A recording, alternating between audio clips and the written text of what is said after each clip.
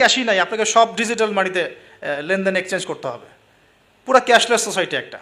এবং এর চার্জের ফলে মিনিটেই মানুষ কোটিপতি হয়ে যাচ্ছে, মিনিটের মধ্যে মানুষ কোটিপতি, জাস্ট চার্জ কাটতে কাটতে কাটতে কাটতে কোটিপতি হয়ে গেছে। ইলেকট্রনিক মানি তো আসছেই, যখন ক্রিপ্টোকারেন্সির যুগ চলে আসবে তখন দেখবেন যে কী অবস্থাটা হয়। তো আমাদের ইকোনমিক্স সেকশনের এই মানে কি বলবো যে আধুনিকায়নই বলেন অথবা আধুনিকায়নের শুরুতে সমস্যাগুলো, এগুলো ফাইন্ড আউট করার মতো আলেম ওলামারও ঘাটতি আছে। যখন যখন সমাজে ক্লাসিক্যাল ট্র্যাকের বাইরে কেউ কথা বলে তখন হাসে, হ্যাঁ হাসে যে কি বলতেছে এগুলা, গোল্ড কয়েন, দিনার দিরহাম, এগুলো আবার কি বলে। অথচ দিনার দিরহামের কথা রাসূল সাল্লাল্লাহু আলাইহি ওয়াসাল্লামের সময় থেকে আসে। কতদিন বোঝানোর চেষ্টা করলাম, হ্যাঁ কতদিন যে বোঝানোর চেষ্টা করলাম যে ভাই 10 লাখ টাকা বাসায় রেখে দেন, দেখেন টাকার মান কমে না বাড়ে। আর যদি 10 লাখ টাকার সমপরিমাণ জমি থাকে আপনার, এটার মান বাড়বে না কমবে। এতটুকু বোঝাতে পারতেছি না যে এগুলো সাস্টেইনেবল কোনো অ্যাসেট না। কারেন্সি ছিল গোল্ড, দিনার এবং সিলভার, দিরহাম। এখন সেটা নাই, নাই ভালো কথা, কিন্তু আমাদেরকে তো বুঝতে হবে যে আমাদের ফিউচার কী। ইউসুফ আলাইহিস সালামের ফিউচার, ইউসুফ আলাইহিস সালাম যেভাবে তার জাতিকে 7 বছরের একটা মানে গোল নিয়ে সামনে গিয়েছিলেন যে আমরা মূল্যবান সম্পদগুলো করি, মানে সংরক্ষণ করি, যখন দুর্ভিক্ষ সময় আসবে তখন আমরা বাঁচতে পারবো। এর ফলশ্রুতিতে মিশরের লক্ষ লক্ষ মানুষ বেঁচে গেছে। তা আমাদের সেই ফিকির কোথায়? তো আমি একটা পয়েন্ট থেকে এতদূর চলে আসছি যে আমরা অনেক ক্ষুদ্র জায়গায় চিন্তা করছি। এই যে 1 হাতে মোসাফা না 2 হাতে মোসাফা, আপনার এই সেই এইগুলা আপনার চিন্তাটাকে এত ছোট জায়গায় নিয়ে আসছে যে আপনি বড় করে এখন ভাবতেই পারতেছেন না। আর আমাদের দরকার, যদি আমরা সত্যি কথা বলছি, যদি আমরা চাই যে আমাদের সমাজ, দেশ এবং জাতি আগামীতে অনেক বেশি সমৃদ্ধি অর্জন করুক, আমাদের ক্রিটিক্যাল থিঙ্কার্স দরকার। আমাদের দরকার ক্রিটিক্যাল থিঙ্কার্স, যারা চিন্তা করতে পারে, ওয়ার্ল্ড নিয়ে ভাবতে পারে, মানে ইসলামটাকে ওয়ার্ল্ডের সাথে মিশাতে পারে। ইসলাম একদিকে পড়ে থাকবে আর ওয়ার্ল্ড একদিকে চলে যাবে, তাহলে তো হইল না কিছু। দেখেন ওই সময় লাত উজ্জা মানাত শিরক এগুলো বলতেন, লাত উজ্জা মানাতের মূর্তি পূজা শিরক এগুলো বলতেন সাহাবীরা। এই যুগে যদি আবু বকর ওমর রাদিয়াল্লাহু আনহু আসতেন, তারা কি ওই কথাই বলতেন? কে ফাইন্ড আউট করতেন বলেন তো দেখি? নিঃসন্দেহে তারা এই যুগের সাথে আপডেটেড থাকতেন। তা আমাদেরকে এই যুগের সাথে আপডেটেড থাকতে হবে। তো আল্লাহ পাক আমাদেরকে তৌফিক দান করুন, আমিন। প্রথমে আমরা তাওহীদটা শিখবো ইনশাআল্লাহ, তাওহীদটা শিখবো ইনশাআল্লাহ, তাওহীদের চর্চা করব। নিজের পরিবারটাকে আগে আপনি তাওহীদপন্থী বানান, আপনাকে সমাজ নিয়ে আগে ভাবতে হবে না। আগে আপনি আপনার পরিবারটাকে তাওহীদপন্থী বানিয়ে ফেলেন, আল্লাহ পাক তৌফিক দান করুন। আপনার সন্তানদেরকে তাওহীদ শেখান, আপনার স্ত্রী, আপনার সন্তান, আপনার মেয়ে, আপনার আত্মীয় স্বজন, এদের মাঝে আপনি আগে দাওয়াতি কাজটা করার চেষ্টা করেন। আল্লাহ পাক তৌফিক এনায়েত করুন। এবং এটা একা একা শেখা যাবে না। আমি বলছি যে দিনই ইলম অর্জন করব, অবশ্যই মুহাক্কিক আলেম খুঁজব। আমি কোনো আলেমের নাম বলে দিব না, কারণ আমি একটা নাম বললেই অপোজিশন আছে, বলবে যে না ওনাকে তো আমি মানি না। আমি যদি বলি আমি যদি বলি যে আমি আল্লামা তাকি উসমানীকে খুব ফলো করি, ভালোবাসি, পছন্দ করি, তারও তো হেটার্স আছে না? তো বলবে যে আপনি ফলো করেন, আমি করি না, আপনি মানেন, আমি মানি না। তো এই জন্য আমি কোনো নাম বলতে যাচ্ছি না। আপনি আপনার বুঝ অনুযায়ী, আপনার কাছে সারা ওয়ার্ল্ড ঘেটে যে মনে হয় যে না এই আলেম হকের উপর আছেন, তার কথাগুলা ভালো, তার ইলমি গভীরতা ভালো, তিনি সাম্প্রদায়িক না বা ইত্যাদি, তিনি হকের উপর আছেন, হক বলতে দ্বিধা করছেন না, হক বাতিলের সাথে মিক্স করছেন না, মানে আপনি বুঝেন, আপনাকে তো আল্লাহ পাক মেধা দিয়েছেন, আল্লাহ পাক তো আপনাকে বিবেক দিয়েছেন, আপনি বোঝার চেষ্টা করেন। তবে আমি রিকোয়েস্ট করবো একটা জিনিস এখানে, যে আপনি আলেমদেরকে দলে দলে ভাগ করে দিয়েন না, এবং আলেমদের মধ্যে সাম্প্রদায়িকতা সৃষ্টি করেন না, আলেমদের মধ্যে শত্রুতা বাড়ায় দিয়েন না। আপনি মৌমাছির মতো হন, এটা আমার নসিহত, এটা আমার নসিহত। আপনি মানবেন কি মানবেন না আপনার বিষয়। আমি এটা ফলো করার চেষ্টা করি যে আমি নিজেকে একজন মৌমাছি মনে করি। আমাকে যদি বলেন যে এই যে রিক্সাওয়ালা রিক্সা আমাকে নামিয়ে দিল বাসায়, তার কাছেও আমার শেখার কিছু আছে। আপনি যদি মৌমাছি হন, আপনি এখান থেকে শিখতে পারবেন, অবশ্যই শিখতে পারবেন। এরকম অনেক শেখা আমরা শিখেছি। এখানে হাবিবে নাজ্জার ইতিহাসে জাজল্যমান হয়ে থাকলো, কিন্তু ওই রাজার নাম ইতিহাসে আসে নাই। একজন কাঠমিস্ত্রির নাম ইতিহাসে জাজল্যমান হয়ে থাকলো। হাবিবে নাজ্জারকে আল্লাহ পাক বললেন যে উদখুলুল জান্নাহ, জান্নাতে ঢোকো। সে বলছে ইয়া লাইতা কওমি ইয়ালামুন, হায় আমার কওম যদি জানতো জান্নাত কত সুন্দর জায়গা। অতএব প্রিয় ভাইয়েরা, মৌমাছি হয়ে যান, যেখানে হক পাবেন, ভালো ভালো দিনই ইলম পাবেন, আপনি সেটা নেওয়ার চেষ্টা করেন। পরে আস্তে আস্তে যখন আপনার ম্যাচুরিটি বাড়তে থাকবে, আপনি বুঝবেন যে আসলে কোনটা হকের সবচেয়ে বেশি কাছাকাছি। আপনি ধরেন মেডিকেল সায়েন্স পড়েছেন, ইঞ্জিনিয়ারিং পড়েছেন, এখন আপনি বোঝেন না যে ক্লাস 8, 9, 10-এ কোন জায়গায় গ্যাপ ছিল, বুঝতে পারি না আমরা। এভাবে আস্তে আস্তে গ্র্যাজুয়ালি আপনি যেতে থাকেন, এক পর্যায়ে আল্লাহ আপনাকে সেই এলেম, প্রজ্ঞা, হিকমা দিবে, আপনি চূড়ান্ত লেভেলে বুঝতে পারবেন যে হ্যাঁ এইটা ঠিক আছে, এখানে থাকলে কোনো সমস্যা নেই অ্যাটলিস্ট। আর বাংলাদেশে যত হকপন্থী ওলামায়ে কেরাম আছেন, হোক সালাফি ঘরানার বা হানাফি ঘরানার বা ইত্যাদি, হক সবার মধ্যেই আছে। সবার মধ্যেই আছে। তবে কিছু কিছু ব্যক্তি আছে, উভয় ঘরানারই কথা বলছি, কিছু কিছু ব্যক্তি যারা আমানতের সাথে খেয়ানত করছেন। তো ওই জিনিসটা বুঝতে হলে আপনাকে ওই ওই লেভেলে যেতে হবে। আপাতত আপনি সব ওলামায়ে কেরামকে শ্রদ্ধা রাখেন, শ্রদ্ধা রেখে আপনি ইলম অর্জনের চেষ্টা করেন, যেটা আপনার কাছে পাচ্ছেন, আপনি আপনার শহরে পাচ্ছেন, আপনার কাছাকাছি পাচ্ছেন। আর একটা রিকোয়েস্ট করবো যে অনলাইনে আহলুল ফেসবুক ওয়াল ইউটিউব হয়ে যাবেন না। এই এই জামাত নিয়ে বড় সমস্যা। এটা একটা আবার জামাত বের হয়েছে, এই জামাত মানে আবার জামাত ইসলাম না, আবার যারা রেকর্ড করতেছেন এটা আবার দিয়ে দিয়ে দিন না, জামাতি কথা বলে আসছে। আমি বলেছি যে আহলুল ফেসবুক ওয়াল জামা, মানে এরা ফেসবুক আর ইউটিউব দেখে দিন শেখে। তো ফেসবুক ইউটিউব দেখে দিন শেখা যাবে না।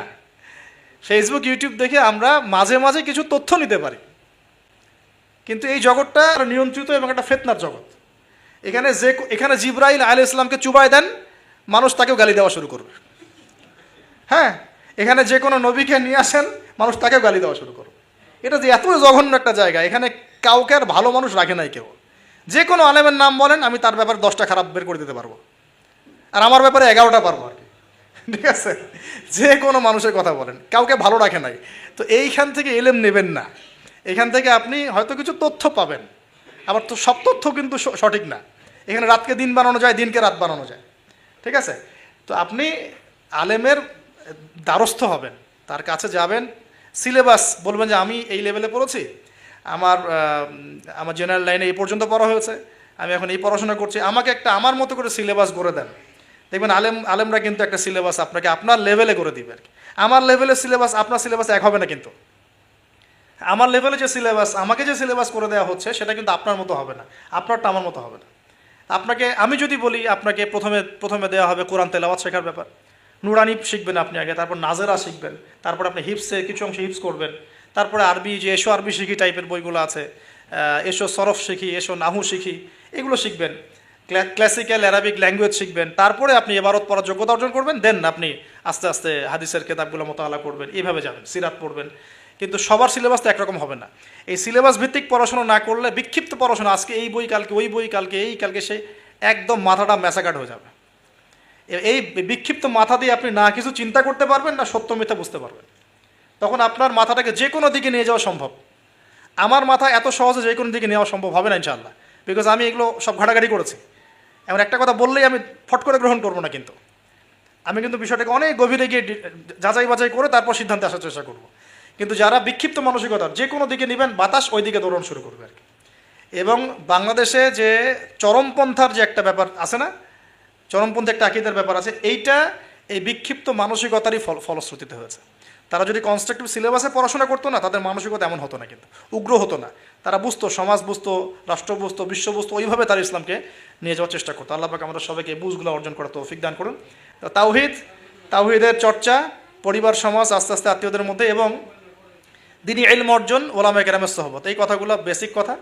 এর পাশাপাশি আমরা বলবো যে দেখুন, এই প্রত্যেক যুগে যুগে আন্তাকিয়াবাসীর যে অবস্থা ছিল, প্রত্যেক যুগে যুগেও কিন্তু তাওহীদ আর শিরকের কনফ্লিক্ট এমনই ছিল। আপনি আবু জাহেলের যুগ বলেন, আবু লাহাবের যুগ বলেন, ওতবা সাহেবার যুগ বলেন, ফেরাউন নমরুদের যুগ বলেন, সেম হিস্ট্রি। এখন আমাদের ওয়ার্ল্ড অ্যাফেয়ার্সও সেম, আমাদের ওয়ার্ল্ডেও এইভাবেই চলছে। এখানে শিরক আছে, এখানে কুফর আছে, আমাদের ওয়ার্ল্ডে সুদ আছে, আমাদের ওয়ার্ল্ডে জিনা আছে, আমাদের ওয়ার্ল্ডে পর্নোগ্রাফি আছে। যত পাপ আছে পৃথিবীতে, এই সমস্ত পাপের গ্লোবালাইজেশন হয়েছে এই ওয়ার্ল্ডে। আমরা একটা ভয়ঙ্কর বিশ্বে বাস করি। আমাদের মতো ভয়ঙ্কর বিশ্বে মনে হয় যে ওই আবু জেহেলরাও থাকে নাই। বিশ্বাস করেন না এটা? আবু জেহেলের যুগে শিরক ছিল, এটা গ্লোবালাইজেশন ছিল না। আবু জেহেলের যুগে রিবা ছিল, কিন্তু ওটার গ্লোবালাইজেশন ছিল না, এত র্যাপিডলি মানে ফেতনা ছড়িয়ে পড়তো না। আমরা সবচেয়ে ফেতনাময় পরিবেশে বসবাস করছি। সামনে আরও ফেতনা আসবে, তারপর হয়তো বা আল্লাহ পাক কোনো একটা কিছু আনবেন ইনশাআল্লাহ তাআলা, কারণ রাতের পরে দিন আসবে, এটাই স্বাভাবিক। তো এখন এই ফিতনাগুলো পরিবেশে আমাদের কিভাবে আমরা চলবো? তাহলে ফার্স্ট অফ অল আমাদের ইলম অর্জন এক নাম্বার। তারপরে আমি বলবো যে আমাদের ইলম অনুযায়ী বেশি বেশি আমল দরকার, অনেক বেশি আমল দরকার, এবং অনেক বেশি আলেমদের সাথে সোহবত দরকার। এই সোহবতে আমাকে দিন শেখাবে, আমল উৎসাহিত করবে। একা একা না থাকা, কিছু দিনই ভাই মিলে অ্যাটলিস্ট একটা অ্যাসোসিয়েশন বা ফাউন্ডেশন বা কিছু এক সোশ্যাল কোনো ওয়ার্ক, মানে এরকম কিছু নন পলিটিক্যাল, নন প্রফিটেবল, এগুলোর মধ্যে থাকা, তাহলে আপনি মানে একে অপরের সাথে মোজাকারা করে চলতে পারবেন। বা এগুলো করতে না পারলেও যে কোনো একটা বৃহত্তর জামা, যেমন যেটা ক্লাসিক্যাল ট্রেন্ড আছে, কেউ কওমির মধ্যে আছেন, কেউ তাবলিগে আছেন, কেউ সালাফিজমে আছেন, মানে একটা একটা ঘরানা ফলো করে চলা, তাহলে আপনার কিছু দিনী ভাইয়ের সাথে আপনি মানে মিলেমিশে থাকতে পারবেন, আপনাকে ইসলাম সংশোধন করতে পারবে একজন আরেকজনের। আর এখানে বিভক্তি না বাড়ানো, ঐক্যবদ্ধ থাকতে গিয়ে আবার বিভক্ত বানায় দল ক্রিয়েট না করে ফেলা। মনে করেন আমরা একটা ফাউন্ডেশন করলাম, এই ফাউন্ডেশনটাকে একটা দল মনে করা, না মনে করা যে আমি আমারটাই সত্য মিথ্যা চূড়ান্ত মানদণ্ড, এরকম মনে না করা, বরং আপনাকে সবার সাথে মিউচুয়াল করে চলার চেষ্টা করতে হবে। মানে হকপন্থীদের কথা বলছি, হকপন্থীদের সাথে মিউচুয়াল করে চলার চেষ্টা করতে হবে। তো না হলে ওইটা আবার আরেকটা ফেরকা হয়ে যাবে আর কি। আপনি হক প্রতিষ্ঠা করতে গিয়ে নতুন একটা ফেরকার জন্ম দিয়ে ফেলেন না, যেটা হয়েছে বাংলাদেশে। বাংলাদেশে হক প্রতিষ্ঠা করতে গিয়ে মানুষ বহু ফেরকার জন্ম দিয়ে ফেলছে আর কি। এমন যে বললাম না, হক ক, হক খ, হক গ, হক ঘ, কেউ কারোর সাথে কারো আমার মিল নেই। হকের কয়ের আমির একজন, ক্ষয়ের আমির একজন, গয়ের একজন, ঘয়ের একজন। এইরকম হজবরল একটা হসপস অবস্থা হলো তো সমস্যা। তো একসাথে থাকবো। শোনেন, এই কথাটা খুব ভালো করে শোনেন, আব্দুল মালিক সাহেবের বই থেকে কথাটা বলছি, আমি অনেক অনেক শ্রদ্ধা করি। মতানৈক্য থাকবে, তার উপর ঐক্য হবে। মতানৈক্য আছে, ওই ভাই আমার ধরেন যে বাবরি চুল পছন্দ করে, আমি করি না। ওই ভাই মনে করেন যে কি বলবো, রফিল এদান করে, আমি করি না। ওই ভাই মনে করেন যে কি বলবো, যে হ্যাঁ জোরে আমিন বলে, আমি আসতে বলি। মতানৈক্য তার সাথে আমার আছে, কিন্তু তারপরেও আমাকে একসাথে থাকতে হবে। এরকম অবস্থায় না আসতে পারলে আপনি বাংলাদেশ কেন, সারা ওয়ার্ল্ড অ্যাফেয়ার্স চিন্তা করে মুসলিমদের ঐক্যবদ্ধ কোনো প্ল্যাটফর্ম বা কোনো রকম রেভলিউশন এটা আসলে সম্ভব হবে না। বরং এই সুযোগগুলো কাজে লাগায় অমুসলিম যারা আছে, ইসলামের শত্রু যারা আছে, এরা আপনাকে আরও ডিভাইড অ্যান্ড রুল নিতে থাকবে। End of the day you will destroy it, you will destroy yourself, আপনি নিজেকে ধ্বংস করে ফেলাবেন আর কি। আর এরপরে আমাদের এখনকার করণীয় হচ্ছে ফিতনাগুলো রিকগনাইজ করা। আগে ফিতনাগুলো চিহ্নিত করতে শেখা যায়, কোন কোন জায়গায় কোন কোন ফিতনা আছে, তারপরে সেখান থেকে বাঁচার পদ্ধতিগুলো গ্রহণ করা। আর একটা কথা বারবার জোর দিয়ে বলছি আমি, ইলম অর্জনের কোনো বিকল্প নাই, প্রচুর পড়াশোনা করতে হবে। আল্লাহ পাক আমাদের সবাইকে প্রচুর পড়াশোনা করার তৌফিক দান করুন। মনে করেন এখন থেকে নিয়াত করেন যে ইনশাআল্লাহ আগামী 10 বছর আমরা ডানে বামে এত না দেখে পড়াশোনাই করতে থাকবো ইনশাআল্লাহ। খালি পড়াশোনা করতে থাকেন। আপনাকে এখন রাষ্ট্রের দায়িত্ব নেওয়ার দরকার নেই আপনার। আপনি পড়াশোনা করেন, দিনই ইলম অর্জন করেন, প্রচুর পড়াশোনা করেন, করে আপনি ডিনামাইট হন ভিতর থেকে, ঠিক আছে? ইনশাআল্লাহ আপনার আমার যদি যোগ্যতা থাকে, আল্লাহ যদি আমাদের মধ্যে কবুল মানে ইসলাহ দেখেন, সংশোধন দেখেন, মানে খালেস নিয়াত দেখেন, হ্যাঁ খুলুসিয়াত দেখেন, আল্লাহ পাক চাইলে আপনাকে অন্ধকার থেকে তুলে রাষ্ট্রের নেতা বানাইতে পারেন না? ওই যে জেলখানার কূপ থেকে তুলে ইউসুফ আলাইহিস সালামকে রাষ্ট্রের দায়িত্ব দেওয়া হয় নাই? এই দায়িত্ব কে দিয়েছে? আল্লাহ পাক দিয়েছে। তো এটার যোগ্যতা, পড়াশোনা করেন, প্রচুর ইলম অর্জন করার চেষ্টা করি। আল্লাহ পাক তৌফিক এনায়েত করুন, আমিন। এর সাথে আমলটা বাড়াই, ওলামায়ে কেরামের সোহবত এবং তাসকিয়া মানে আত্মশুদ্ধি। ডেইলি আমরা যে কাজগুলো করি এর মধ্যে দোয়া থাকবে, জিকির থাকবে, হ্যাঁ তাসবিহ তাহলিল থাকবে, কোরআন তেলাওয়াত থাকবে। কোরআন তেলাওয়াত মিস দিয়ে না, প্রত্যেক দিন কমপক্ষে 1 ঘন্টা কোরআন তেলাওয়াত করেন, বা 1 ঘন্টা না পড়ে 1 পারা কোরআন তেলাওয়াত করেন। 1 পারা টার্গেট নেন যে আমি পার ডে 1 পারা করে কোরআন তেলাওয়াত করব। এবং আমার ওস্তাদ আমাকে নসিহত করেন, ওনার নাম হাবিবুর রহমান, উনি বলছেন যে তিনটা কাজ কোনোদিন ছাড়বা না, কোনোদিনও ছাড়বা না। এক হচ্ছে প্রতিদিন কোরআন নর্মাল তো তেলাওয়াত করোই, একটা পৃষ্ঠা হলেও অর্থসহ পড়বে, একটা পৃষ্ঠা হলেও অর্থসহ। এই যে 5টা আয়াতের উপর আমরা কিন্তু আজকে আলোচনা করলাম, 4-5টা আয়াতের উপরে অর্থসহ পড়বে। 2 নাম্বার হচ্ছে রাসূল সাল্লাল্লাহু আলাইহি ওয়াসাল্লামের হাদিস 4-5টা করে প্রতিদিন পড়ার চেষ্টা করো, একটা বিশুদ্ধ বই থেকে। আর রাসূলের সিরাত, জীবনী 2-3টা পৃষ্ঠা হলেও পড়ার চেষ্টা করো প্রতিদিন। এই কাজগুলো করলে হয় কি, ঈমান তাজা হয়। আপনি অজুর ফজিলত জানেন, অনেক দিন আগে পড়েছেন, এখন অজু করতে গেলে সেই ফিলটা আপনি পাবেন না। এটা আপনি এখনই অজুর ফজিলতটা আরেকবার পড়ে যান, দেখেন আপনি অজু করতে গেলে একটা ফিল পাবেন যে এটা আমার গুনাহ মাফ হচ্ছে এখান থেকে। এটা হচ্ছে ইলম অর্জনের ফলে আমাদের কিন্তু ঈমানটা রিচার্জ হয়। তো আমলটা বাড়াই, ডেইলি এই আমলগুলো চালু করি, জিকির আজগার, তাসবিহ তাহলিল। পারিবারিক তালিম করতে পারলে খুব বেশি ভালো হয়। হ্যাঁ, পরিবারে দাওয়াত দিব, পরিবারে আমরা এগ্রেসিভ হব না, পরিবারে অলওয়েজ দাওয়াত দিবেন। পরিবারবর্গ ইসলাম মানে দাওয়াতের পথে আসলো কি না, হ্যাঁ আপনার সংশোধনের পথে আসলো কি না, এটা নিয়ে এত বেশি ওভার ব্লাস্টেড হওয়ারও দরকার নাই। আমার দায়িত্ব দাওয়াত দেয়া, বোঝানোর, ভাই বুঝিয়েছি, দোয়া করি আল্লাহর কাছে, আল্লাহ যেন সবাইকে হেদায়েত দেন, ব্যাস দ্যাটস অল, আপনার কাজ হয়ে গেছে। এরপরে আমরা আমাদের সামর্থ্য অনুযায়ী দাওয়াতি কাজ অব্যাহত রাখবো। হয়তো ওলামায়ে কেরামের সোহবতে বা যেভাবে করছেন আলহামদুলিল্লাহ, প্রতিষ্ঠিত কোনো জামায়াতের মধ্য দিয়ে অথবা ক্লাসিক্যাল ইসলামিক ট্রেন্ডে যেভাবে কাজ করছেন আলহামদুলিল্লাহ, এই কাজগুলোকে সমন্বয় করাটাই চ্যালেঞ্জ। বাংলাদেশে প্রচুর কাজ হয় ইসলামের, আল্লাহ পাক কাকে যে কবুল করবেন, আমি খুব মনে মনে দোয়া করি আল্লাহ পাক যেন একজন যোগ্য মানুষকে কবুল করেন, যিনি এই দিন ইসলামের যে কাজগুলো দেশে চলছে এগুলোকে যেন ইউনাইটেড করতে পারে আর কি। এইটা চ্যালেঞ্জ আর কি। কাজ যে হচ্ছে না তা না, কাজ প্রচুর হয়, দিনই কাজ প্রচুর। আমাদের মসজিদের অভাব নাই, মাদ্রাসার অভাব নাই, মক্তবের অভাব নাই, কিন্তু বিশ্বাস করেন যে ওই যে ইসলামের ইকামাত, ওই ইকামাতের ছিটা ফোটাও নাই আমাদের মধ্যে। অতএব এটাকে আমাদের মধ্যে আল্লাহ পাক যেন যোগ্য ওমরের মতো কোনো মানুষ দিয়ে কবুল করে নেয়, আমিন। আল্লাহ পাক আমাদেরকে এই যুগের আবু বকর, ওমর, ওসমান, আলী হওয়ার তৌফিক দান করে নেয়, আমিন। তো শেষ কথা হলো যে এই জিনিসগুলো আমরা পরিবারে এস্টাবলিশ করার চেষ্টা করি, হালাল খাই, এই কথাটা বলতে ভুলে গিয়েছিলাম। রিজিকের মধ্যে আমরা একটু হালালত্বের চেষ্টা করি, হারাম থেকে বাঁচার চেষ্টা করি। মেয়েদের থেকে সতর্কতা অবলম্বন, মেয়েদের থেকে সতর্ক থাকেন। আপনার রিজিকের সামর্থ্য হয়ে গেছে, আপনি বিয়ে করে ফেলেন, কিন্তু কোনো রকমের হারাম কোনো সম্পর্কের দিকে যাবেন না। খুবই খারাপ জিনিসটা।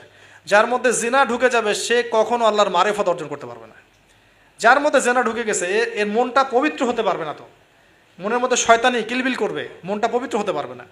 পর্ন দেখার অভ্যাস থাকলে বাদ দেই। মেয়েদের দিকে তাকালে চোখ নিচু করার অভ্যাস করার চেষ্টা করি। আমি তো আপনাদের শহর ঘুরে ঘুরে আসলাম একটু আগে, তো এখানে তো চোখের হেফাজত করাটা ঢাকার মতোই কঠিন, ঢাকার মতোই কঠিন। তো এখানে আপনাদেরকে আরও বেশি ইমানের পরিচয় দিতে হবে। আমাদের সবাইকে আল্লাহ পাক তৌফিক দান করুন, আমিন। চক্ষু নিচু করা, পারলে বিয়ে শাদী করে ফেলা এবং পর্ন থেকে দূরে থাকা। হয়তো আমরা ইউটিউব, ফেসবুকে অনেক মুভিজ দেখি, এটা দেখি, ক্লিপ দেখি, এগুলো বন্ধ করতে হবে। যদি আমরা সত্যিকার অর্থেই চাই যে ইসলাম নিয়ে কিছু করতে, এ যুগের আবু বকর, ওমররা যেভাবে চিন্তা করতেন ওইভাবে চিন্তা করতে হবে। আল্লাহ পাক আমাদের সবাইকে কবুল করে নেয়, আমিন। আর আমাদের সন্তানদের ব্যাপারে আমরা ফিকির করব, তাদেরকে আমরা কোথায় পড়াবো, কিভাবে মানুষ করব, এই বিষয়গুলো ফিকির করব।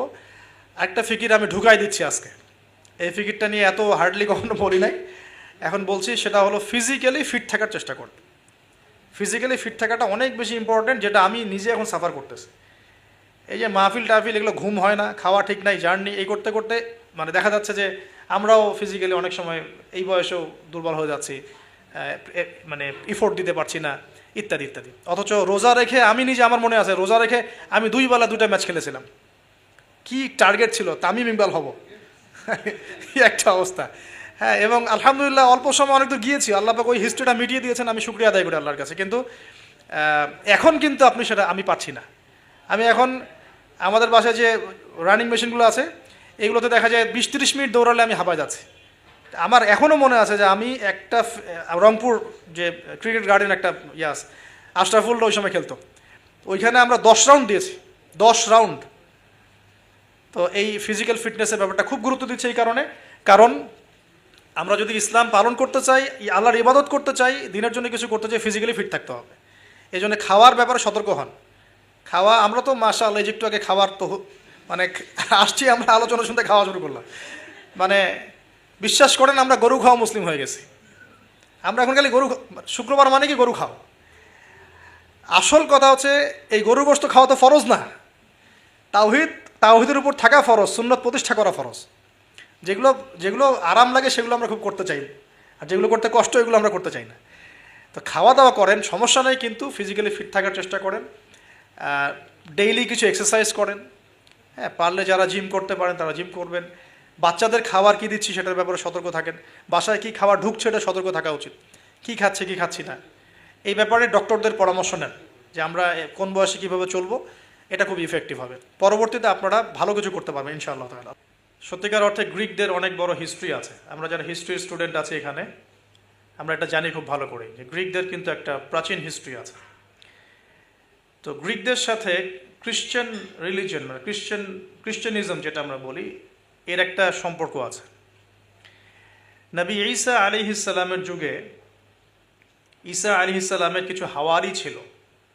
হাওয়ারি মানে হচ্ছে সাহাবি, মানে রাসূল সাল্লাল্লাহু আলাইহি ওয়াসাল্লামের ক্ষেত্রে আমরা বলি সাহাবি, ঈসা আলাইহিস সালামের ক্ষেত্রে আমরা বলছি হাওয়ারি।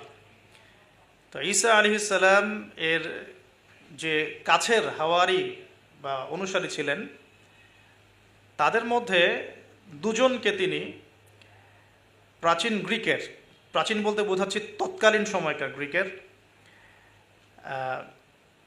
একটা ছোট্ট নগরী ছিল। নগরীটার নাম আন্তাকিয়া।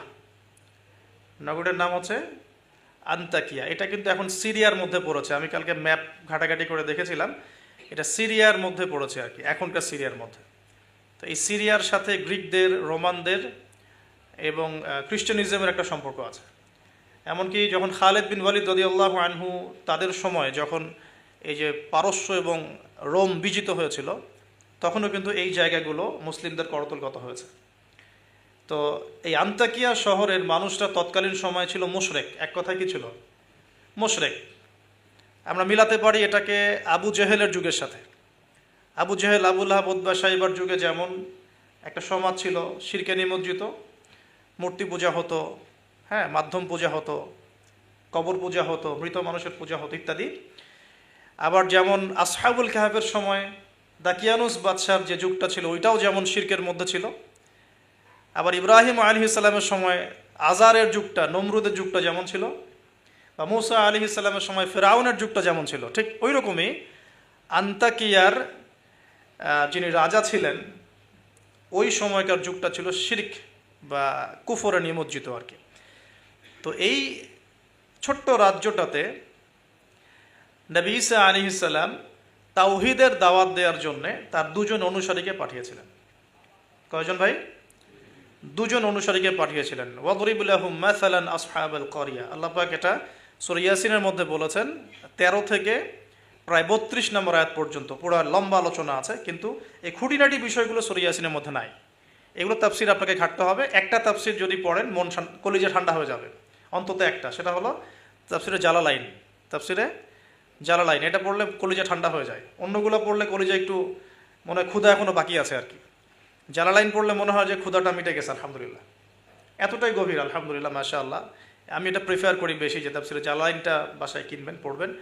এটা মাদ্রাসার জন্য যেমন ভালো, জেনারেলদের জন্য ভালো, আর এটা মোটামুটি বাংলা অনুবাদ হয়ে গেছে এখন আলহামদুলিল্লাহ। তো এখানে নবী ঈসা আলাইহিস সালাম দুজন হাওয়ারি বা দুজন রাসূল, রাসূল বলছি এই অর্থে যিনি বার্তাবাহক, এই অর্থে বলছি, রাসূল পাঠালেন ওই রাজ্যকে তাওহীদের আন্ডারে নিয়ে আসার জন্য, ওই রাজ্যের মধ্যে তাওহীদের দাওয়াত দেওয়ার জন্য। আমরা এখানে কিন্তু শিক্ষা পাচ্ছি তার দাওয়াত বা দিনের প্রারম্ভিক বিষয় শুরু হবে তাওহীদ থেকে। দিনের প্রাথমিক বিষয় শুরু হবে কি থেকে? তাওহীদ থেকে। দিনের প্রাথমিক বিষয় খেলাফত থেকে শুরু হচ্ছে না। দিনের প্রাথমিক বিষয় কিন্তু রাষ্ট্র কায়েম থেকে শুরু হচ্ছে না, বরং দিনের প্রাথমিক বিষয় শুরু হচ্ছে তাওহীদের দাওয়াত থেকে।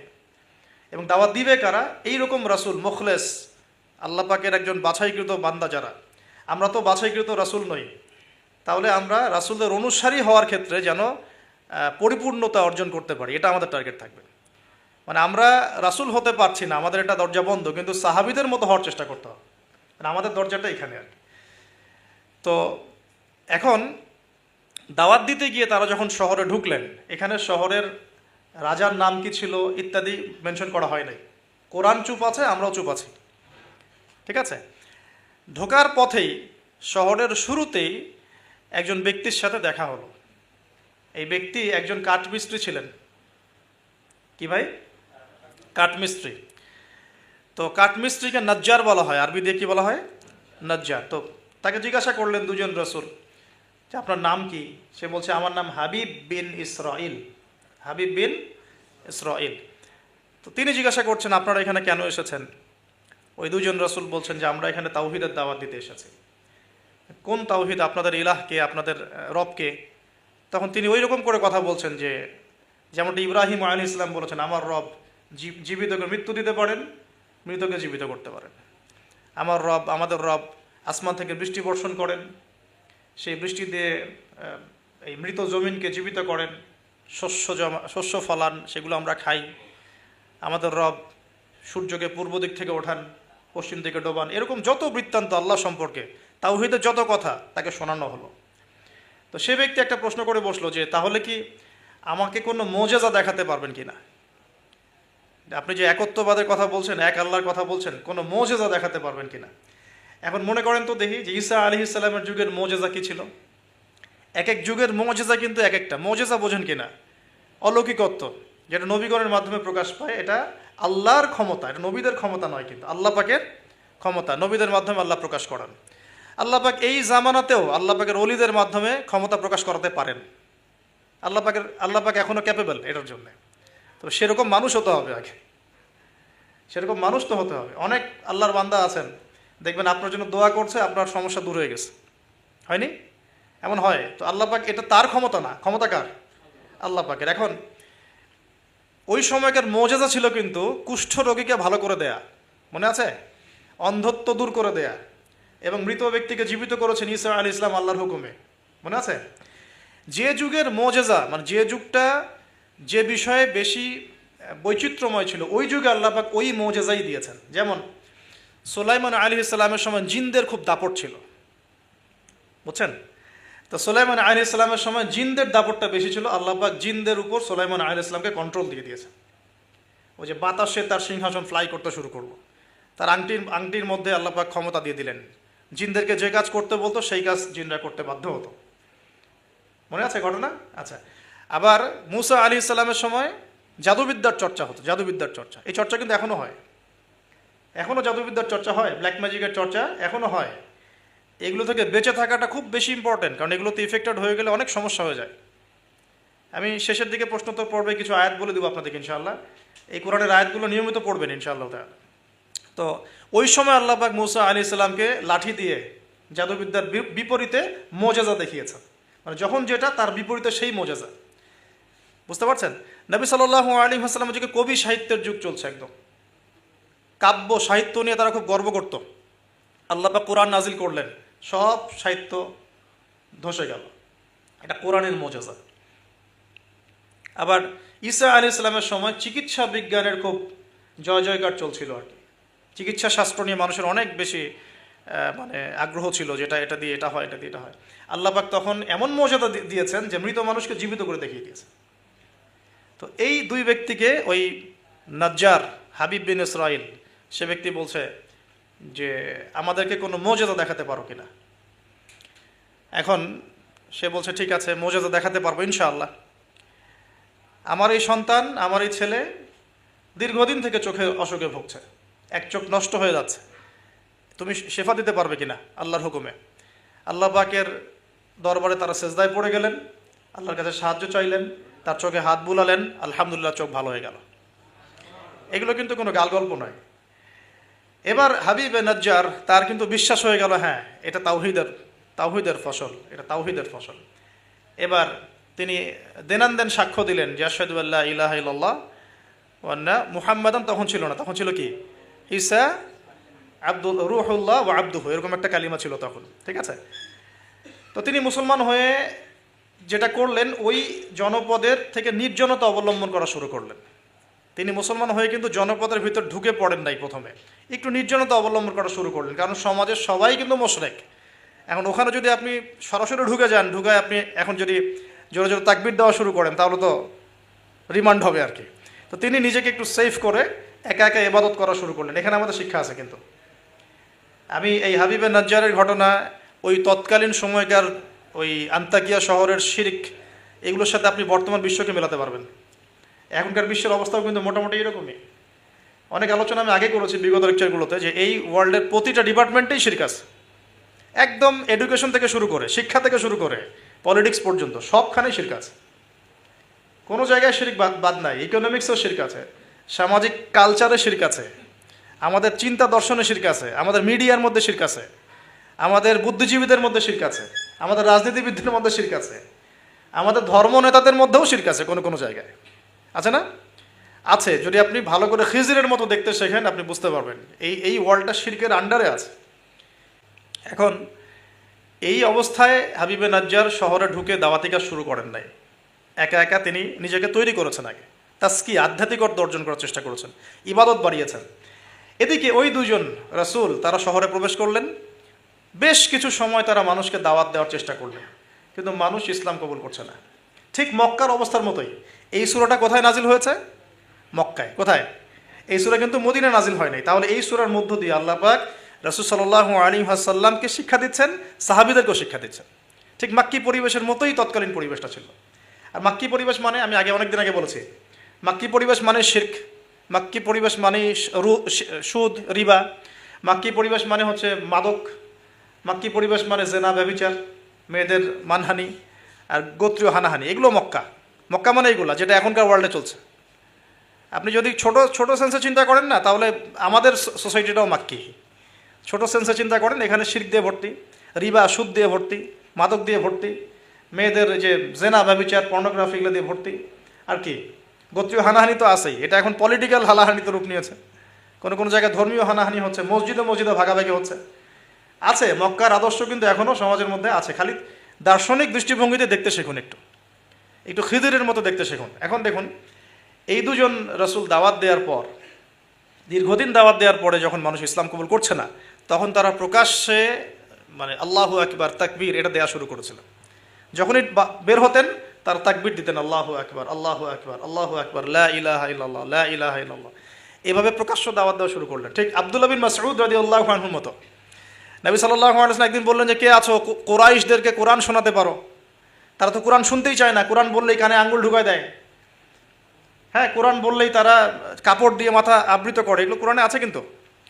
তখন আব্দুল্লাহ বিন মাসউদ, সুবহানাল্লাহ, রুয়াইয়াল গানাম বলা হতো তাকে, মানুষ তাকে তাচ্ছিল্য করতো। তার পা ছিল সরু, মানে চিকন সরু, পা দেখে আবু জেহেল হাসাহাসি করতো, সুবহানাল্লাহ। আর ওই পায়ের নিচেই আবু জেহেলের মৌত আল্লাহ লিখেছিলেন, সুবহানাল্লাহ। ওই পা দিয়ে তার আবু জেহেলের বুকের উপর পাড়া দিয়ে তিনি তাকে গর্দান কেটেছেন বদরের মাঠে। খালি 13 বছরের ব্যবধান, সময়ের ব্যবধান, খালি জাস্ট টাইম টক্স, মানে সময় কথা বলে না, সময় কথা বলে। এই আব্দুল্লাহ বিন মাসউদ রাদিয়াল্লাহু আনহুর পায়ের তলেই আবু জেহেল আবার মারা গেছে। তো এই আব্দুল্লাহ বিন মাসউদ রাদিয়াল্লাহু আনহু বললেন যে, আমি শোনাবো কুরাইশদেরকে কোরআন ইনশাআল্লাহ। তারপর তিনি বের হয়ে কাবা ঘরের সামনে গিয়ে আর রহমান আল্লামাল কোরআন খালাকাল ইনসান এই তেলাওয়াত শুরু করলেন। বাস, মায়ের শুরু হলো। এখন যদি আপনি বের হয়ে সবার সামনে বলেন, আল্লাহর হুকুম ছাড়া কোনো হুকুম নাই, ইনিল হুকমু ইল্লা লিল্লাহ, আল্লাহর হুকুম ছাড়া কোনো হুকুম নাই, ওয়া মান লাম ইয়াহকুম বিমা আনজালাল্লাহু ফাউলাইকা হুমুল কাফিরুন, মায়ের একটা মাটিতে পড়বে? একটাও গায়েবই হয়ে যেতে পারেন আপনি, নাই, আউট অফ হিস্ট্রি। আপনি আপনার কথা মানুষ ভুলেই যাইতে পারে, হয় না এমন? তো এই অবস্থা হয়েছে আব্দুল্লাহ বিন মাসউদ রাদিয়াল্লাহু আনহু। বেচারা মক্কায় গিয়ে কাবা ঘরের সামনে গিয়ে বলছে, লা ইলাহা ইল্লাল্লাহ, আল্লাহ ছাড়া কোনো মাবুদ নাই, আর রহমান আল্লামাল কোরআন খালাকাল ইনসান আল্লামাহুল বায়ান, হ্যাঁ, ফাবিআইয়ি আলাই রাব্বিকুমা তুকাযযিবান। বাস, আবু জেহেল, আবু লাহাব, উতবা, সাইবা সবগুলো মেরে মারা শুরু করেছে। তাহলে শিক্ষা হচ্ছে এগুলো সুন্নত। শিক্ষাটা কি? দিনের পথে যদি সত্যিকার কেউ ইফোর্ট দেয়, তাহলে এই জিনিসগুলো তার ভাগ্যে আসবে। এই নির্যাতন, নিপীড়ন বা অপদস্থতা তার ভাগ্যে আসবে। যাদের ভাগ্যে আসছে না, 100% বলতে পারবো যে সেটা সঠিক পথ নয়, 100%। হ্যাঁ, সঠিক পথের ডানে বামে আমরা চোরা রাস্তা খুঁজি, তো সঠিক ক, সঠিক খ, সঠিক গ, হ্যাঁ, সঠিক অল্প সঠিক, বেশি সঠিক, একটু বেশি সঠিক, মানে এরকম আর কি। সত্যিকার অর্থে ওই রকম সঠিক পথে গেলে এগুলো আসবেই। তো এটা একটা ফলসিফিকেশন টেস্ট, যাদের উপর এগুলো আসতেছে সন্দেহ নাই যে ইনশাআল্লাহ তারা সঠিক পথে আছে। তারা সারা দুনিয়া থাক না থাক, ওই ব্যক্তি সঠিক পথে আছে, না হলে তার উপরে এগুলো আসতো না। এখন যাই হোক, ওইদিকে যাচ্ছি না আমি। এখানে এই দুজন রাসূল সেম ভূমিকা পালন করলেন। ব্যাস, এবার রাজা তাকে গ্রেফতার করা শুরু করলো। কোন রাজা? আন্তাকিয়া শহরের রাজা খ্রিস্টান ধর্মাবলম্বী ছিলেন না। খ্রিস্টান ধর্মাবলম্বী হওয়ার জন্য ঈসা আলাইহিস সালাম তাকে দাওয়াত দিচ্ছেন এই দুজন রাসূলের মাধ্যমে। তো রাজা তখন এই দুজন ব্যক্তিকে ধরে রেখে দিল। এই দুজন ব্যক্তির নাম এক একটা কিতাবে এক এক রকম এসেছে। আমি 3টা নাম পেয়েছি আর কি। একটা হচ্ছে, প্রথম ব্যক্তির নাম ছিল ইউহান্না, হ্যাঁ। দ্বিতীয় ব্যক্তির নাম ছিল রাসূল, কিন্তু তারা মানে কার রাসূল? ঈসা আলাইহিস সালামের প্রেরিত দূত। এই দূত অর্থে বলছে রাসূল। একজনের নাম ছিল বাউলাস, একজনের নাম হচ্ছে ইউহান্না, একজনের নাম কি ছিল? বাউলাস। আর অন্য একটা বর্ণনা আসছে যে একজনের নাম ছিল সাদেক, আর একজনের নাম ছিল মাসদুক। একজনের নাম সাদেক, একজনের নাম মাসদুক। আচ্ছা, এই দুজন এখন গ্রেফতার। তো এবার তাদেরকে রেখে দেওয়া হয়েছে। ঈসা আলাইহিস সালাম আরও একজন ব্যক্তিকে তাদের সাহায্যের জন্য পাঠালেন। এটাই হলো কোরআনের এই আয়াতটা, যে ওয়াদরিব লাহুম মাসালান আসহাবাল ক্বরিয়া ইয জাআহাল মুরসালুন ইয আরসালনা ইলাইহিম ইসনাইন ফাকাযযাবুহুমা ফাআজ্জাজনা বিসালিস। যখন তাদের দুইজনকে অস্বীকার করা হলো, আমি আরও একজনকে পাঠালাম। এই আরও একজনের নাম হচ্ছে আপনার শামউন। কি নাম? শামউন। এই শামউন ছিল খুবই বিচক্ষণ। এখান থেকে আমাদের শিক্ষা আছে একটা, যারা দাওয়াতি কাজ করতে চান, দিন নিয়ে চলতে চান, দিন প্রচার করতে চান, বা দিন নিয়ে বড় স্বপ্ন দেখেন, এই শামউনের মধ্যে শিক্ষা আছে। কীরকম শিক্ষা? এই শামউন গিয়ে সরাসরি তাদেরকে বলল না যে আমি ও দুজনকে বাঁচাতে আসছি, বরং শামউন নিজের পরিচয় গোপন করে ফেলছে। শামউন নিজের পরিচয় গোপন করে সে অর্ডিনারি মানুষের রূপে সমাজে মেলামেশা শুরু করলো। সে মোটামুটি একটা ছদ্মবেশ ধারণ করেছে আর কি, এবং আস্তে আস্তে আস্তে আস্তে রাজার ঘনিষ্ঠ মানুষদের সাথে তার একটা সম্পর্ক তৈরি হয়েছে। এমনও বহু মানুষ কিন্তু এখন সমাজের মধ্যে আছে না, সরাসরি ইমান জানান দিতে পারে না, কিন্তু ভিতরে ভিতরে ইসলামকে সমর্থন করে, আছে না? আমাদের প্রতিটা ডিপার্টমেন্টে এমন ভাই বোন আছে কিন্তু, যারা ইসলামকে মন থেকে সাপোর্ট করে, কিন্তু হয়তো চাকরির ভয়, এইটার ভয় মানে এক্সপোজ করতে পারে না। তো প্রথমত সে সেভাবে নিজেকে গুটিয়ে নিল। এক পর্যায়ে রাজার কাছে তার নাম ছড়িয়ে পড়লো। সে একদিকে তাদের সাথে মেশে, আরেকদিকে সে আল্লাহর কাছে দোয়া করে, নামাজ পড়ে, সেজদা করে। সে কিন্তু একজন আধ্যাত্মিক গুণে গুণান্বিত মানুষ। এক পর্যায়ে রাজার দৃষ্টি আকর্ষিত হলো তার প্রতি। ওই যে ইউসুফ আলাইহিস সালামের প্রতি রাজার দৃষ্টি আকর্ষিত হয়েছিল না? স্বপ্নের ব্যাখ্যা কেউ দিতে পারে না, ইউসুফ দিয়ে দিলেন। 7 বছর দুর্ভিক্ষ হবে, ওকে আমার কাছে নিয়ে আসো, ওকে আমার কাছে নিয়ে আসো, ওকে আমার কাছে নিয়ে আসো, আমি তাকে আমার নিকটস্থ কাছের মানুষ বানিয়ে দিব। তো রাজা বা শাসক যদি সৎ হন, মনের মধ্যে যদি সততা থাকে না, তিনি খুঁজে বের করতে পারবেন কার দ্বারা আসলে জাতির খেদমত হওয়া সম্ভব। এটা দায়িত্ব তাদের খুঁজে বের করা, যে কোন কোন মানুষদেরকে কাছে নিয়ে আসলে দেশের বা জাতির খেদমত হবে। এই সৎসাহস তো সবাই দেখাতে পারে না এখন এই ব্যক্তি, এই রাজা মোটামুটি এদিক থেকে বিচক্ষণ ছিল। সে এই শামউনকে কাছাকাছি নিয়ে আসলো, নিয়ে এসে বলল যে তোমার সব কথাবার্তা আমার কাছে খুব ভালো মনে হয়, তোমার যে জ্ঞানতাত্ত্বিক কথাবার্তাগুলো তুমি বলো, এগুলো খুব ভালো মনে হয়, তো তুমি আমার কি উপকার করতে পারো?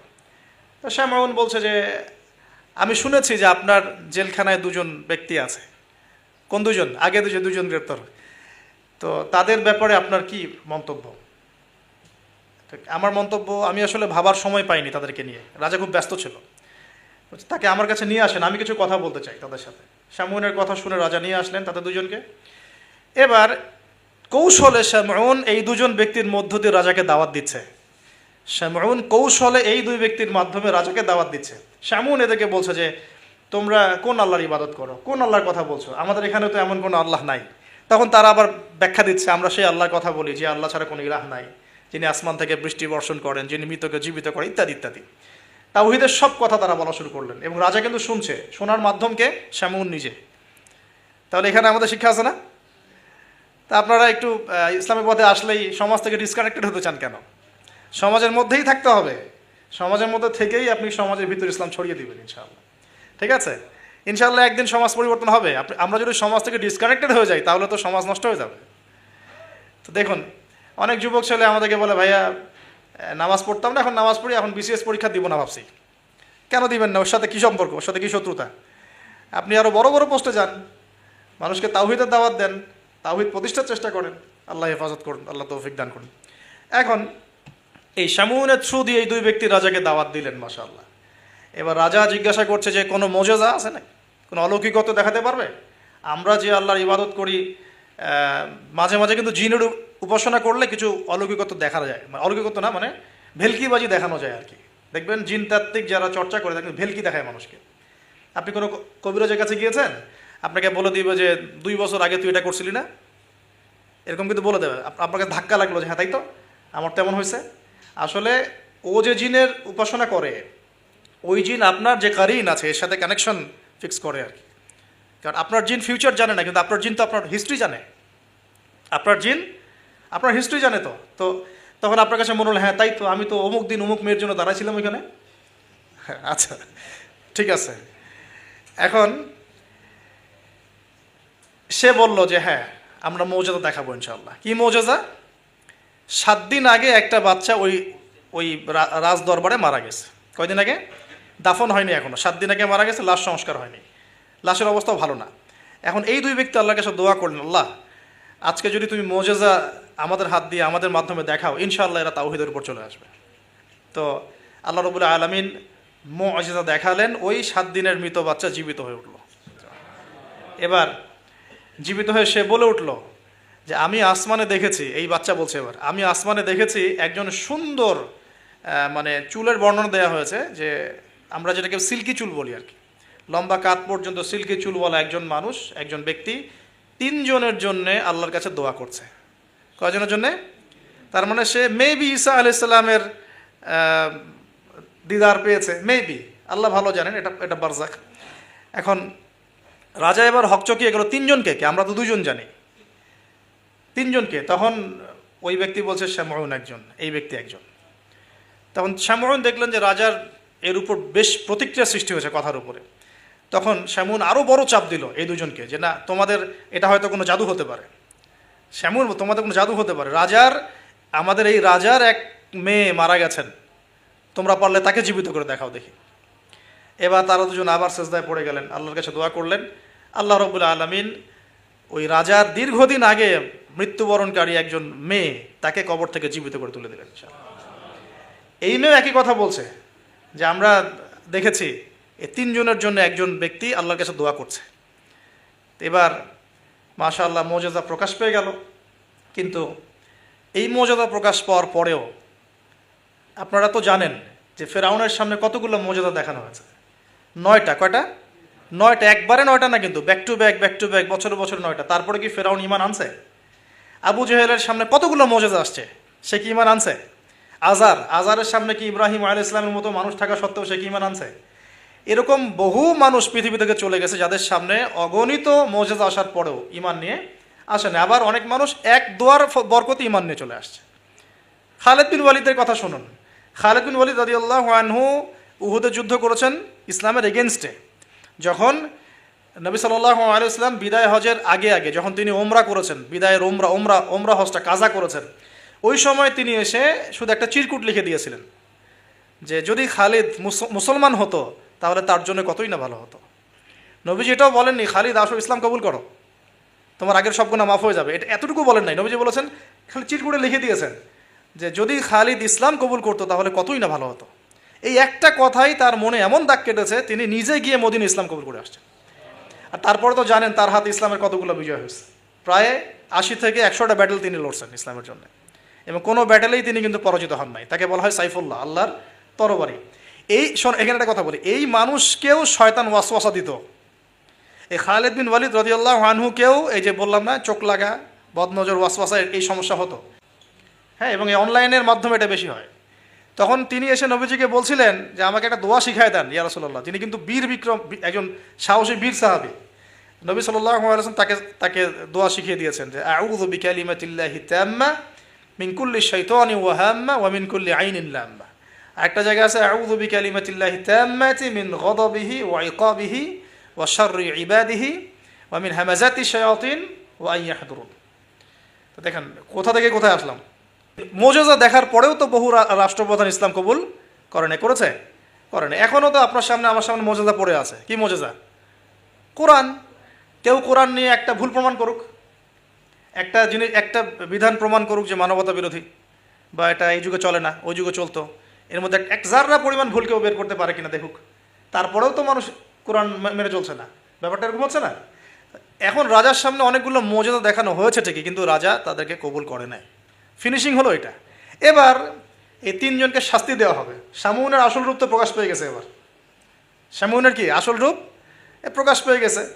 এবার তিনজনকে শাস্তি দেওয়ার প্ল্যান করা হয়েছে। তখন তারা আল্লাহর কাছে দোয়া করলেন যে আল্লাহ আমাদেরকে এই জালেমের জুলুম থেকে আল্লাহ হেফাজত করো।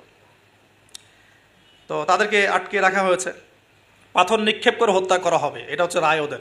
ওই সময়কার রায়গুলো এমন ছিল, রজম করে হত্যা করা হবে, বা বড় বড় কিছু গাভী ছিল ওদের, সোনার দিয়ে তৈরি বা পিতল দিয়ে তৈরি, এর ভিতরে মানুষকে ঢুকিয়ে নিজ দিয়ে আগুন জ্বালিয়ে দেওয়া হতো। চিন্তা করতে পারেন। তারপরে শুলদণ্ড ছিল, পিছনের রাস্তা দিয়ে লোহা আছে না, পেঁচানো লোহা বাকিয়ে ঢুকিয়ে মাথার মগজ দিয়ে বের করে দেওয়া হতো। এগুলো ছিল শুলদণ্ড। একজন সাহাবী খুবাইব রাদিয়াল্লাহু আনহুকে এইভাবে দণ্ড দিয়ে হত্যা করা হয়েছে, নাউযুবিল্লাহ। সুবহানাল্লাহ। আল্লাহ পাক তাকে জান্নাতের শীর্ষ মর্যাদা দান করুন, দোয়া করে। তো এবং তিনি ওই যে বলেছিলেন ইন্তেকালের আগে, লাস্তু উবালি হিনা উকতালু মুসলিমান আলা আই জামবিন কানা লিল্লাহি মাসরাই। উনাকে বলা হচ্ছিল যে তোমার জায়গায় মুহাম্মদ সাল্লাল্লাহু আলাইহি সাল্লামের যদি নখ কেটে ফেলি তুমি কি মুক্তি নিবা? তো তখন তিনি বলেছিলেন যে লাস্তু উবালি হিনা উকতালু মুসলিমান, আমি কোনো পরোয়াই করি না যখন আমাকে মুসলমান রূপে শহীদ করা হচ্ছে। আলা আই জামবিন কানা লিল্লাহি মাসরাই, আমাকে যেদিকেই পাশ ফেরানো হোক না কেন সেটা আল্লাহর জন্যই। ওয়াযালিকা লিল্লাহি ওয়া ইয়াশা, তিনি এমন একজন ইলাহ যিনি চাইলে ইউবারিকা আলা ফি কুল্লি শিলউইন মুমাজ্জা, তিনি আমার প্রত্যেকটা গোস্তের টুকরায় হাড্ডিতে বরকত দিতে পারেন। তো এই সাহাবীর ইন্তেকালের খবর মদিনায় পৌঁছে যায়। এটা পড়ে নিন, এটা রাজির ঘটনা, রাজির ঘটনার মধ্যে পাবেন। সিরাত অবশ্যই পড়বেন, আর আমার জন্য দোয়া করবেন যে আমি চেষ্টা করছি আগামী বইমেলা আসার আগেই সিরাতের উপর একটা অনবদ্য কিতাব লেখার জন্য। আল্লাহ পাক তৌফিক দান করুন। সমস্ত সিরাতের বইগুলোকে একত্রিত করে, এবং আমার টুকটাক কিছু গবেষণা আছে ভাঙাচুরা, সহজ সাধ্যভাবে, যাতে ইয়াং জেনারেশন খুব সহজে বুঝতে পারেন সিরাটাকে, একটা মোটামুটি 500-1000 পৃষ্ঠা একটা বই আসবে ইনশাআল্লাহ আজ্জা ওয়া জাল। আল্লাহ পাক তৌফিক দান করে নেবেন। তো অনেকে অনেক টপিকের কথা বলেছিলেন আমাকে যে এটা নিয়ে লিখেন, এটা নিয়ে লিখেন, ভাই এটা নিয়ে লিখেন, ভাই আখিরুজ্জামান নিয়ে লিখেন। ঠিক আছে, তো আমি বললাম যে না, আগে রাসূল সাল্লাল্লাহু আলাইহি ওয়াসাল্লামের বরকত দিয়ে শুরু হবে ইনশাআল্লাহ। আল্লাহ নবীর বরকত যার কপালে নসিব হবে ইনশাআল্লাহ তার ফিউচারটা ভালো হবে ইনশাআল্লাহ।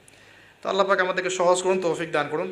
এখন এখানে এই তিনজনকে আটকে রাখার পর যেটা বলছিলাম, এবার তাদেরকে পাথর নিক্ষেপ করে হত্যা করার কথা বলা হয়েছে, আর তারা এখানে আল্লাহর কাছে দোয়া করছেন। এর ফলশ্রুতিতে ওই রাজ্যের মধ্যে দেন দুর্ভিক্ষ শুরু হয়ে গেল। কি হলো ভাই?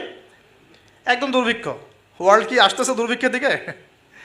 আসতেছে, সবর করেন। তো এখন আমি একটা লেকচারে বলেছিলাম যে এই ইকোনমিক স্যাংশন বা ইকোনমিক ইনফ্লুয়েশন যেগুলো হয়, এগুলো থেকে বাঁচার জন্য সূরা ইউসুফের মধ্যে একটা হেদায়েত আছে।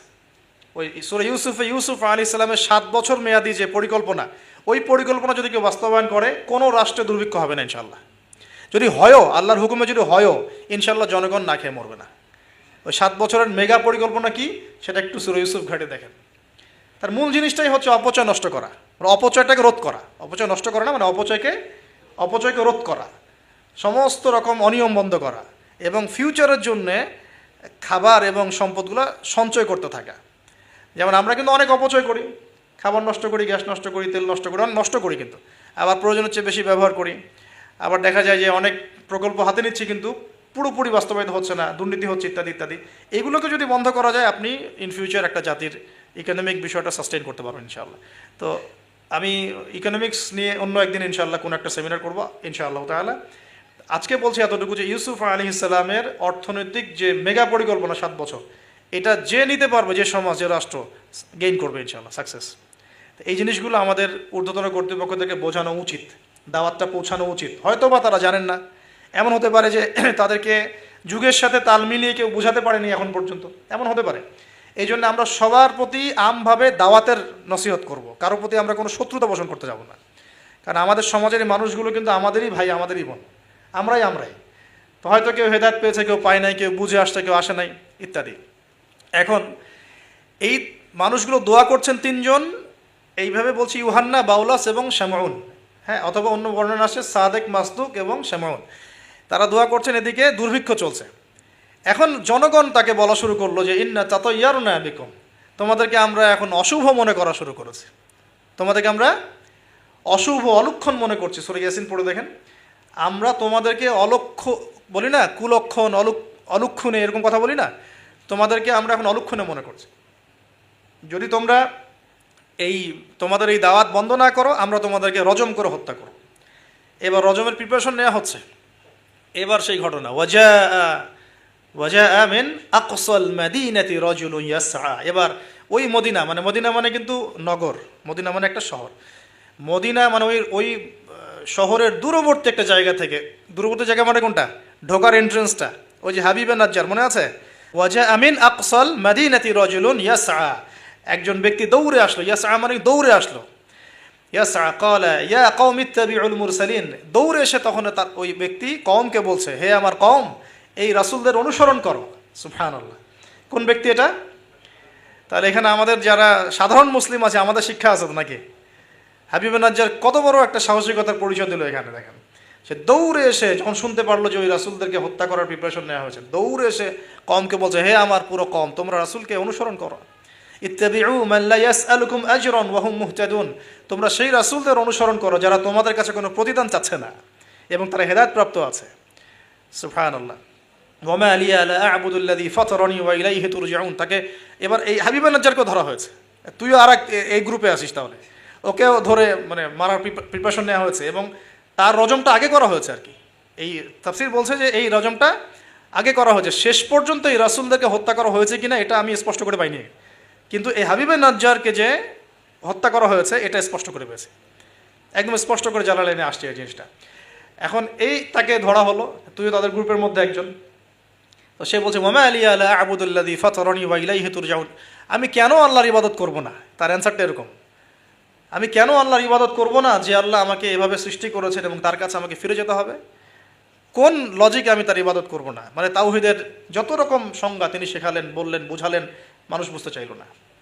এবার তাকে রজম করা হচ্ছে এবং সুবহানাল্লাহ, ওয়ামা লিয়া লা আ'বুদুল্লাযী ফাতারানি ওয়া ইলাইহি তুরজাউন আ'আত্তাখিযু মিন দুনিহি আলিহা ইন ইউরিদনির রাহমানু বিদুররিন লা তুগনি আন্নী শাফাআতুহুম শাইআ ওয়া লা ইউনকিযুন ইন্নী ইযাল লাফি দালালিম মুবিন। তিনি বলছেন যে আল্লাহ আমাকে সৃষ্টি করেছেন, সে আল্লাহর আমি ইবাদত না করে আমি কার ইবাদত করব? আল্লাহ রাব্বুল আলামিন যদি আমাকে কোনো কল্যাণ করতে চান, কেউ ঠেকাতে পারবে না। আল্লাহ পাক যদি কোনো অকল্যাণ করতে চান, কেউ আমাকে বাঁচাতে পারবে না।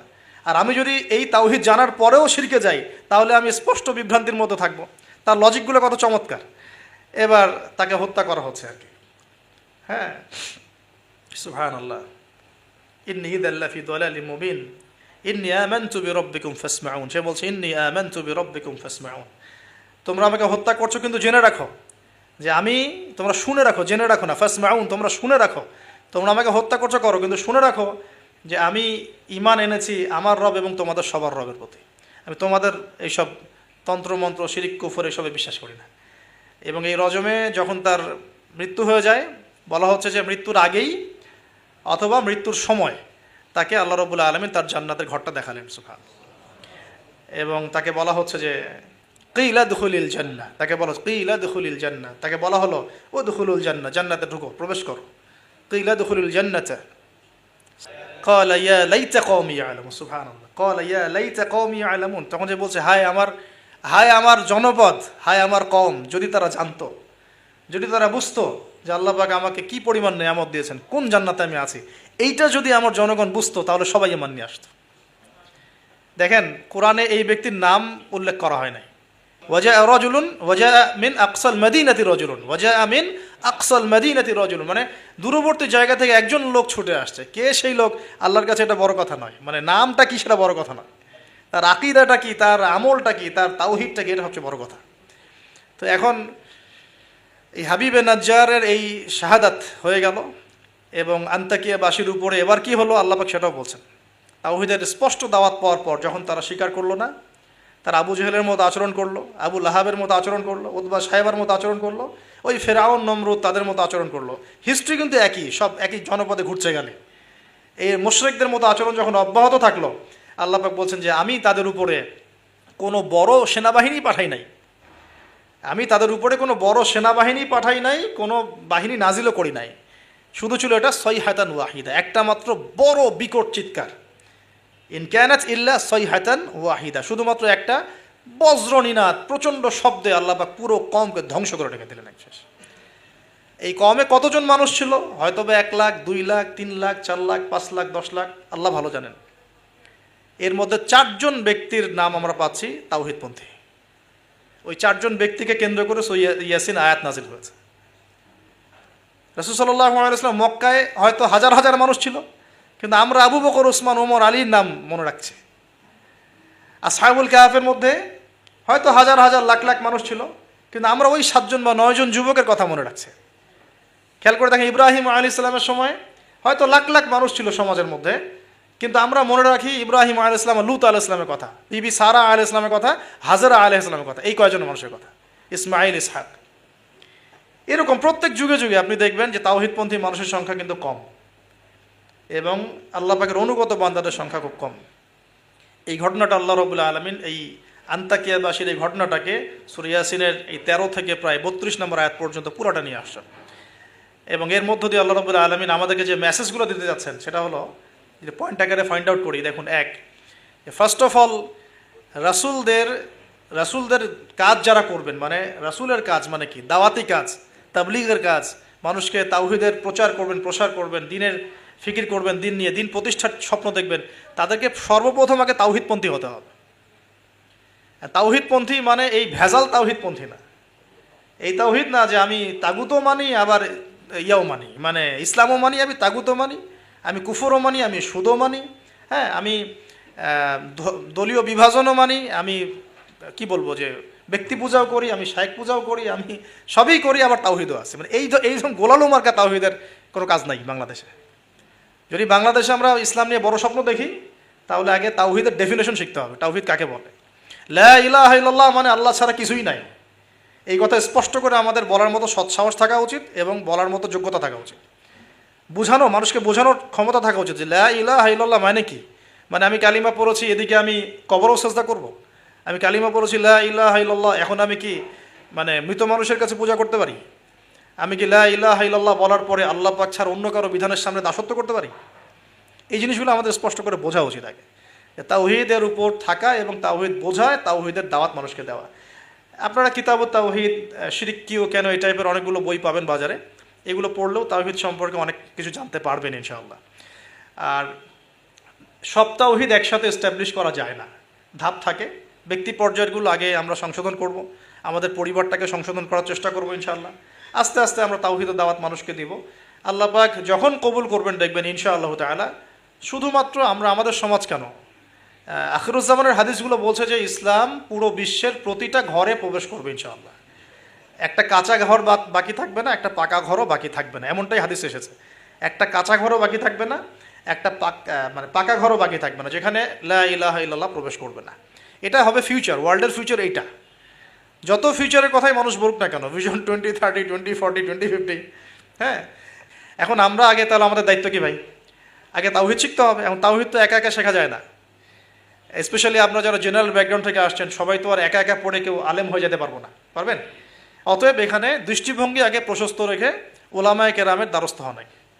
ওলামায়ে কেরামের দ্বারস্থ হওয়ার সময় সাম্প্রদায়িক হয়ে যাবেন না, যে আমি এই আকীদা ফলো করি, এই মানহাজ ফলো করি, এই মাযহাব ফলো করি, বাস ইনাদেরকেই ধরে বসে থাকবো, আর কারো কাছে যাব না। এই চিন্তাটাও ঠিক না, কারণ জ্ঞান কিন্তু সবার কাছেই আছে। জ্ঞান সবার কাছেই আছে। আপনি যদি বলেন যে আমি হানাফি মাযহাবের সব মানি আলহামদুলিল্লাহ, আমি শাফিঈ মাযহাবের সব মানি আলহামদুলিল্লাহ, আহমদ বিন হাম্বল রাহিমউল্লাহকে শ্রদ্ধা করি, তার জ্ঞান আমি নিব ইনশাআল্লাহ, ইমাম মালিক রাহিমউল্লাহকে শ্রদ্ধা করি, তার জ্ঞান নিব, আপনি অনেক বেশি জ্ঞান পাবেন, অনেক বেশি জ্ঞান পাবেন। আর যদি এত কিছু বোঝার ক্ষমতা আপনার না থাকে, কমসে কম একটা স্কুল অফ থট ফলো করেন, সমস্যা কি? সাধারণ মানুষ, আমার অত কিছু বোঝার ক্ষমতা নাই ভাই, আমি একজন ইমামকে ফলো করি, ব্যাস হয়ে গেল, এতটুকু যথেষ্ট। এখন আমাদের প্রথম কাজ হলো তাহলে প্রিয় ভাইয়েরা, তাওহীদ শেখা এবং তাওহীদ শেখার জন্য ওলামায়ে কেরামের দ্বারস্থ হওয়া। আল্লাহ পাক তৌফিক দান করুন। এবং এই জায়গায় আমরা কিন্তু সাম্প্রদায়িক হব না, আমরা সংকীর্ণ চিন্তাভাবনা করব না, আমরা আমাদের চিন্তাভাবনাগুলোকে প্রশস্ত রাখার চেষ্টা করবো। আল্লাহ পাক তৌফিক দান করুন, সকলেই বলে আমিন। সেকেন্ড পয়েন্টটা আমরা ফাইন্ড আউট করতে পারি, দেখুন দাওয়াত দেওয়ার সময় রাসূলগণ কিন্তু ধনী গরিব ভেদাভেদ করে দাওয়াত দেন। হাবিবে নাজ্জার কি ছিল পেশা? একজন কাঠমিস্ত্রি। আমরা তো রিক্সাওয়ালাকে দাওয়াত দিয়ে গিল্টি ফিল করি, আমাদের প্রেস্টিজ ইস্যু হয়, ওকে দাওয়াত দিব কিসের ইসলামে? হ্যাঁ, তো আমরা সমাজে ছোট বড়, ধনী গরিব, পাপী ফাসেক জালেম মুত্তাকি সব শ্রেণীর মানুষের মধ্যে দাওয়াতি কাজ করবো ইনশাআল্লাহ। আল্লাহ পাক তৌফিক দান করুন, আমিন।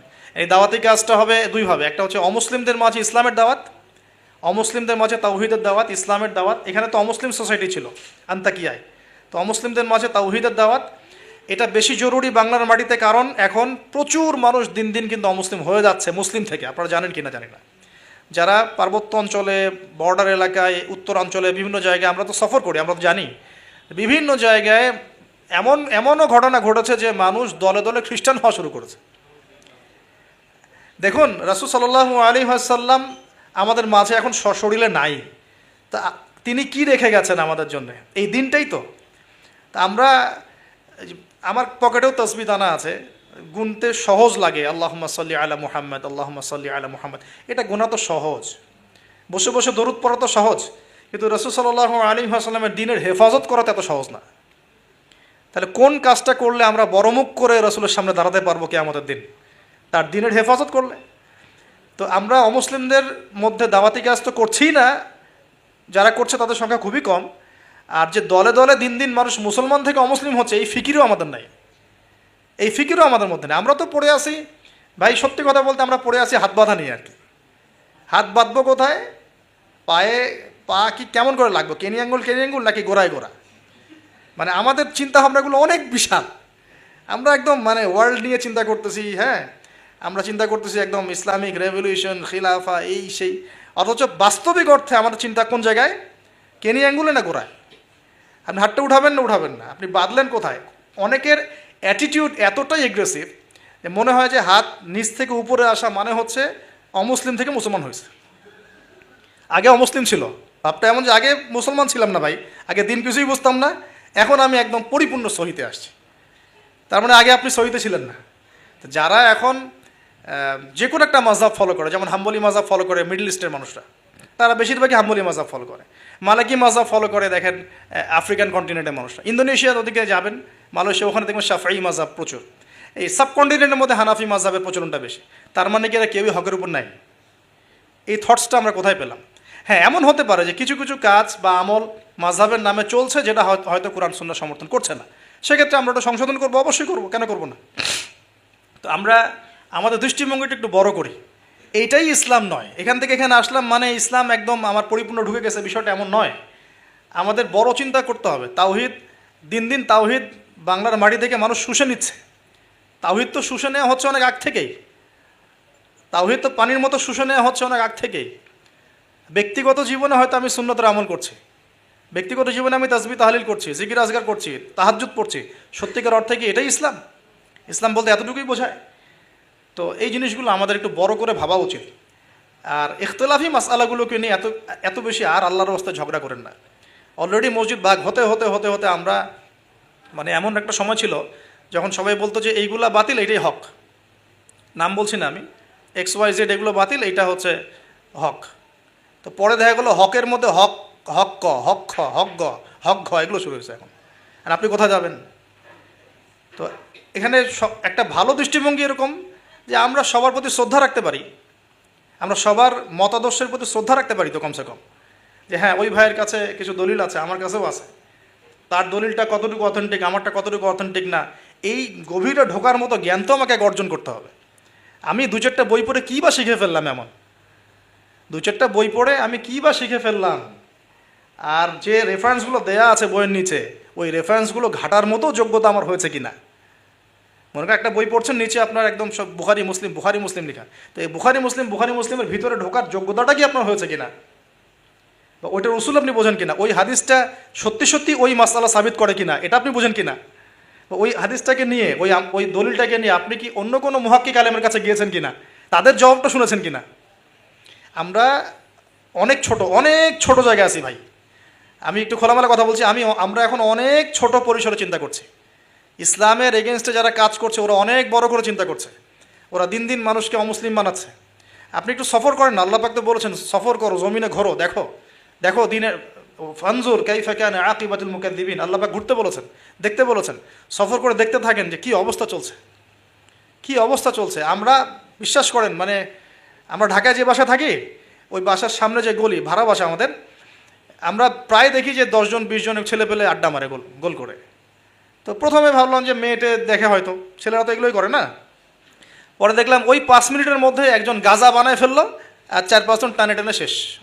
অ্যান্ড আমি যে চোখে দেখলাম, আমি বড় জোরকে ধমক দিলাম একটা, যদি কালকে দেখি কান ফাটায় ভালো। আমি গতকালকে কথা বলছি এরকম। তো এখন আমি তো আর কিছু করতে পারবো না। তা আল্লাহ পাক যদি আমাকে ক্ষমতা দিতেন আমি তখন অ্যাকশন নিতে পারতাম। তো এই হলো যুব সমাজের অবস্থা। এদের বয়স 15 থেকে 20 বছরও না। 15 থেকে 20 বছরের যুব সমাজের অবস্থা আজকে ভয়াবহ। প্রশাসনের ভাইরা আছে, জিজ্ঞেস করে দেখেন কিশোর গাঁয়ের কী অবস্থা, টিকটক প্রজন্মের কী অবস্থা। এরা এমন কোনো পাপ নাই করতে বাকি রাখতেছে না। এরা কিশোরদের অবস্থা। আমাদের বাচ্চাদের অবস্থা দেখেন, স্কুল কলেজে তারা পড়ছে, ছোটো ছোটো বাচ্চারা, সব তো ডিভাইস এডিক্টেড, ডিভাইস, সারাদিন ডিভাইস নেই। ওর তো মাথার মধ্যে, ওর মাথার যে মানে এনার্জিটা, যে সেলগুলো ডেভেলপই হতে দেয়নি আমরা। ও যে পরিবারে বড় হচ্ছে, পরিবারের স্বামী স্ত্রীর মধ্যে সুসম্পর্ক নাই, হৃদ্যতাপূর্ণ কোনো পরিবেশ সে দেখছে না। হ্যাঁ, ওর খাওয়ার ঠিক নাই, ও মানে শারীরিক কসরত নাই। হ্যাঁ, খালি একটা সার্টিফিকেটকে আমরা সব মনে করছি। 10টা 5টা প্রাইভেট পড়তেছে, মনে করছে আমি আমার ছেলেকে মানুষ করে ফেলাইলাম। ইসলামের তো কোনো ফিকিরই নাই, কোরআন পড়তে জানে না, নামাজ দূরের কথা, অজু করতে পারে না। আমি হার্ডলাইনে কথা বলছি, নামাজ দূরের কথা, অজুই করতে পারে না। ঠিকমতো অজু করতে হয় কীভাবে জিজ্ঞাসা করেন, অজুর ফরজ করে জিজ্ঞাসা করেন, ওকে বলতে পারে কিনা। এই বয়সের মেয়েদের অবস্থা দেখেন। এই বয়সের মেয়েগুলো যারা ঘুরে বেড়ায়, তারা মনে করে ওয়ার্ল্ডে এরা ছাড়া কেউই নাই, দুনিয়াটাই ওদের। হ্যাঁ, চুল ঠিক করতে হলেও করবে, না করতে হলেও করবে। ওর কাজই একটা, চুল ঠিক করা, সারাদিন চুল ঠিক করতে থাকবে। হ্যাঁ, মানে বাসায় যত মেকআপ সব একদিনে মেখে বের হয়ে যাবে। মানে মানুষকে দেখাতে হবে, আমাকে আমাকে মানুষ দেখুক, সুন্দর বলুক। এদেরকে টার্গেট করেছে কিছু বাণিজ্যিক লোকজন, ওরা শিখিয়েছে এদেরকে তুমি সুন্দর না, তোমাকে সুন্দর হতে হবে। ব্যাস স্নো স্নো পাউডার শুরু হলো তারপর থেকে। ওকে আগে বুঝাইছে, মাথার মধ্যে ঢুকাইছে তুমি সুন্দর না, তোমাকে আরও সুন্দর হতে হবে। ব্যাস তারপর এই যে এই ক্রিম সেই ক্রিম ব্যবসা শুরু হয়ে গেল, এই পার্লার সেই পার্লার। মানে এই মেয়েগুলার, আপনি বিশ্বাস করেন, এই টিকটক প্রজন্মের কথা বলছি, কিশোর গ্যাংয়ের কথা বলছি, ছেলেরা যতটা না বদ, এই মেয়েদের একটা বড় অংশ তার চেয়ে অনেক বেশি বদ, অনেক বেশি। তারা চায়, কিছু কিছু মেয়ে চায় যে তাকে যেন টিস করা হয়, কিছু কিছু মেয়ে চায় যে সে ছেলের পিছনে বাইকে করে ঘুরবে। এখন রাতের বেলা বা অন্য কোনো সময় যদি এই ছেলে 4-5টা মিলে এখন এই মেয়েটাকে রেপ করে ফেলায়, এখানে কি সম্পূর্ণ দোষ শুধুমাত্র ছেলেটারই? আমাকে অ্যান্সার দেন দেখি। ওই মেয়েটা কেন ওখানে ঘুরতে গেল ওর সাথে? ওর বাবা কী করছিল, ওর ভাই কী করছিল? আমরা আমাদের সোসাইটির দিকে একটু দেখেন, আমরা অনেক ছোট জায়গায় চিন্তা করতেছি। এই যে আপনি হাত বাঁধে নিয়ে পড়ে আছেন না, পায়ে পা নিয়ে পড়ে আছেন, আর আপনি বলছেন আমারটা সই, ওরটা ও খারিজি হয়ে গেছে, ও ভণ্ড হয়ে গেছে, ওই হয়েছে। এগুলা এগুলা খুবই কনজাস্টেড চিন্তা আপনার। আপনার চিন্তাটা অনেক ছোট লেভেলের। আপনি যখন ওয়ার্ল্ডকে চিনতে শিখবেন, অর্থনীতি বুঝতে শিখবেন, ওয়ার্ল্ডের ফেতনাগুলো রিকগনাইজ করতে শিখবেন, আপনি নিজেকে লজ্জা পাবেন যে আমি কী বলে আসছিলাম এতদিন। আর আমরা তো জানি, আমরা ওই লাইন কিন্তু ঘেটে আসছি। আপনি কোন জায়গায় চিন্তা করছেন, কোন জায়গায় আপনার চিন্তা থেমে যাবে, ওটা আমি জানি। ওর পর থেকে আমি আপনাকে চিন্তা করতে বলতে পারবো। ঠিক আছে, অনেক ডিপে আছে। পুরো ওয়ার্ল্ড নিয়ে ভাবেন, দেখেন আমাদের সোসাইটিগুলোর দিকে তাকান, আমাদের ইয়াং জেনারেশনকে দেখেন, আমাদের শিক্ষার দিকে দেখেন না একটু। আমরা এই যে যুব সমাজ সামনে বসে আছে, জিজ্ঞাসা করেন যে এই 15-20 বছর তারা পড়াশোনা করেছে, তারা কতটুকু কোরআন শিখেছে, কতটুকু হাদিস শিখেছে। আমাদের এখানে অনেক সিনিয়র ভাই আছেন, আমাদের পিছনে অনেক বরেণ্য ব্যক্তিরা আছেন, তারা এখন আফসোস করেন যে আমাদের বয়স 40 হয়ে গেছে, কোরআন শিখতে পারি নাই, 40টা হাদিস তো পড়তে পারি না, হুজুর এটা কী হবে, ওইটা কী হবে। তো এটা আপনি জিজ্ঞাসা করা মানেই তো এটা লজ্জাজনক, যে আমি তাহলে কি করলাম সারা জীবনে। তাহলে শিক্ষা ব্যবস্থার মধ্যে কোথায় সংস্কার দরকার আমাদেরকে ভাবতে হবে এগুলো, বা আমাদের যারা কর্তৃপক্ষ আছেন তাদেরকে বোঝাতে হবে জিনিসগুলো। এর সাথে আমলটা বাড়াই, ওলামা কেরামের সোহবত এবং তাসকিয়া। তাসকিয়া মানে আত্মশুদ্ধি। ডেইলি আমরা যে কাজগুলো করি এর মধ্যে দোয়া থাকবে, জিকির থাকবে, হ্যাঁ, তাসবিহ তাহলিল থাকবে, কোরআন তেলাওয়াত থাকবে। কোরআন তেলাওয়াত মিস দিয়ে না, প্রত্যেক দিন কমপক্ষে 1 ঘন্টা কোরআন তেলাওয়াত করেন, বা 1 ঘন্টা না পড়ে 1 পারা কোরআন তেলাওয়াত করেন। 1 পারা টার্গেট নেন যে আমি পার ডে 1 পারা করে কোরআন তেলাওয়াত করব।